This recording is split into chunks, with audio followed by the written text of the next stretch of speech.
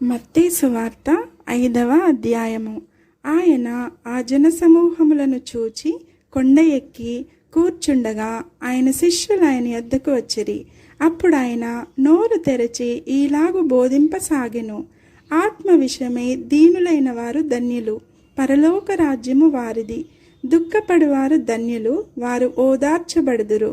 సాత్వికులు ధన్యులు, వారు భూలోకమును స్వతంత్రించుకొందురు. నీతి కొరకు ఆకలి దప్పులు గలవారు ధన్యులు, వారు తృప్తిపరచబడుదురు. కనికరము గలవారు ధన్యులు, వారు కనికరము పొందుదురు. హృదయ శుద్ధి గలవారు ధన్యులు, వారు దేవుని చూచెదరు. సమాధానపరచువారు ధన్యులు, వారు దేవుని కుమారులనబడుదురు. నీతి నిమిత్తము హింసింపబడువారు ధన్యులు, పరలోక రాజ్యము వారిది. నా నిమిత్తము జనులు మిమ్మను నిందించి హింసించి మీ మీద అబద్ధముగా చెడ్డ మాటలెల్ల పలుకునప్పుడు మీరు ధన్యులు. సంతోషించి ఆనందించుడి, పరలోకమందు మీ ఫలము అధికమగును. ఈలాగున వారు మీకు పూర్వమందుండిన ప్రవక్తలను హింసించిరి. మీరు లోకమునకు ఉప్పై ఉన్నారు. ఉప్పు నిస్సారమైతే అది దేని వలన సారము పొందును? అది బయట పారవేయబడి మనుషుల చేత త్రొక్కబడుటకే గాని మరి దేనికిని పనికిరాదు. మీరు లోకమునకు వెలుగై ఉన్నారు. కొండ మీద నుండి పట్టణము మరుగై ఉండనేరదు. మనుష్యులు దీపము వెలిగించి కొంచెము క్రింద పెట్టరు, కానీ అది ఇంట నుండి వారికందరికీ వెలిగిచ్చుటకై దీపస్తంభము మీదనే పెట్టుదురు. మనుష్యులు మీ సత్క్రియలను చూచి పరలోకమందున్న మీ తండ్రిని మహిమపరచునట్లు వారి ఎదుట మీ వెలుగు ప్రకాశింపనీయుడి. ధర్మశాస్త్రమునైనను ప్రవక్తల వచనములనైనను కొట్టివేయవచ్చునని తలంచవద్దు. నెరవేర్చుటకే గాని కొట్టివేయుటకు నేను రాలేదు. ఆకాశమును భూమియు గతించిపోయిననే గాని ధర్మశాస్త్రం అంతయు నెరవేరు వరకు దాని నుండి ఒక పొల్లైనను ఒక సున్నాయినను తప్పిపోదని నిశ్చయముగా మీతో చెప్పుచున్నాను.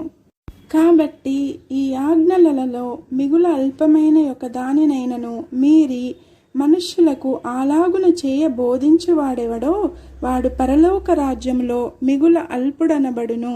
అయితే వాటిని గైకొని బోధించువాడెవడో వాడు పరలోక రాజ్యంలో గొప్పవాడనబడును. శాస్త్రుల నీతి కంటెను పరిసయ్యుల నీతి కంటెను మీ నీతి అధికము కాని ఎడల మీరు పరలోక రాజ్యములో ప్రవేశింపనేరని మీతో చెప్పుచున్నాను. నరహత్య చేయవద్దు, నరహత్య చేయువాడు విమర్శకు లోనగునని పూర్వీకులతో చెప్పబడిన మాట మీరు విన్నారు గదా. నేను మీతో చెప్పునదేమనగా, తన సహోదరుని మీద కోపపడు ప్రతివాడు విమర్శకు లోనగును. తన సహోదరుని చూచి వ్యర్థుడా అని చెప్పువాడు మహాసభకు లోనగును. ద్రోహి అని చెప్పువాడు నరకాగ్నికి లోనగును. కావున నీవు బలిపీఠమునొద్ద అర్పణము నర్పించుచుండగా నీ మీద నీ సహోదరునికి విరోధమేమైనను కలదని అక్కడ నీకు జ్ఞాపకము వచ్చిన ఎడల అక్కడ బలిపీఠమునెదుటనే నీ అర్పణము విడిచిపెట్టి మొదట వెళ్ళి నీ సహోదరునితో సమాధానపడుము. అటు తరువాత వచ్చి నీ అర్పణము నర్పింపుము. నీ ప్రతివాదితో నీవు త్రోవలో ఉండగానే త్వరగా వానితో సమాధానపడుము. లేని ఎడల ఒకవేళ నీ ప్రతివాది నిన్ను న్యాయాధిపతికి అప్పగించును, న్యాయాధిపతి నిన్ను బండ్రోతుకు అప్పగించును. అంతట నీవు చెరసాలలో వేయబడుదువు. కడపటి కాసు చెల్లించు వరకు అక్కడ నుండి నీవు వెలుపలికి రానేరవని నీతో నిశ్చయముగా చెప్పుచున్నాను. వ్యభిచారము చేయవద్దని చెప్పబడిన మాట మీరు విన్నారు గదా. నేను మీతో చెప్పునదేమనగా, ఒక స్త్రీని మోహపు చూపుతో చూచు ప్రతివాడు అప్పుడే తన హృదయమందు ఆమెతో వ్యభిచారము చేసిన వాడగును. నీ కుడికన్ను నిన్ను అభ్యంతరపరచిన ఎడల దాన్ని పెరికి నీ యొద్ద నుండి పారవేయుము. నీ దేహమంతయు నరకములో పడవేయబడకుండా నీ అవయవములలో నొకటి నశించుట నీకు ప్రయోజనకరము గదా. నీ కుడి చెయ్యి నిన్ను అభ్యంతరపరచిన ఎడల దాన్ని నరికి నీ యొద్ద నుండి పారవేయుము. నీ దేహమంతయు నరకములో పడకుండా నీ అవయములలో ఒకటి నశించుట నీకు ప్రయోజనకరము గదా. తన భార్యను విడనాడు ప్రతివాడును ఆమెకు పరిత్యాగ పత్రిక ఇయ్యవలెనని చెప్పబడి ఉన్నది గదా.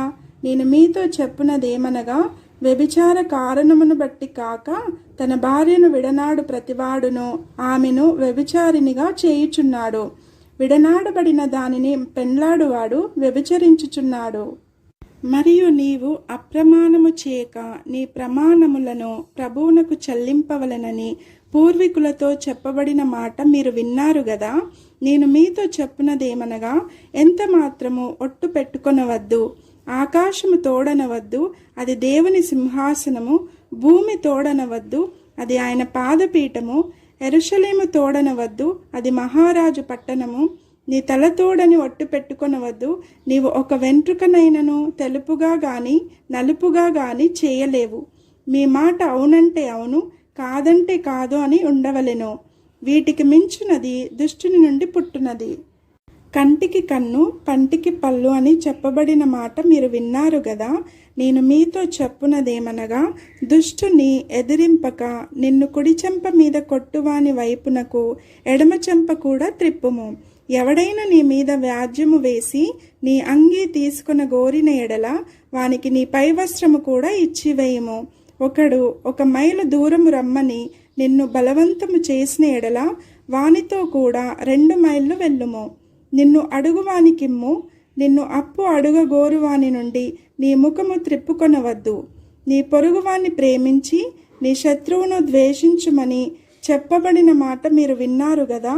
నేను మీతో చెప్పునదేమనగా, మీరు పరలోకమందున్న మీ తండ్రికి కుమారులై ఉండునట్లు మీ శత్రువులను ప్రేమించుడి, మిమ్మల్ని హింసించు వారి కొరకు ప్రార్థన చేయుడి. ఆయన చెడ్డవారి మీదను మంచివారి మీదను తన సూర్యుని ఉదయింపజేసి నీతిమంతుల మీదను అనీతిమంతుల మీదను వర్షము కురిపించుచున్నాడు. మీరు మిమ్మును ప్రేమించు వారినే ప్రేమించిన ఎడల మీకేమి ఫలము కలుగును?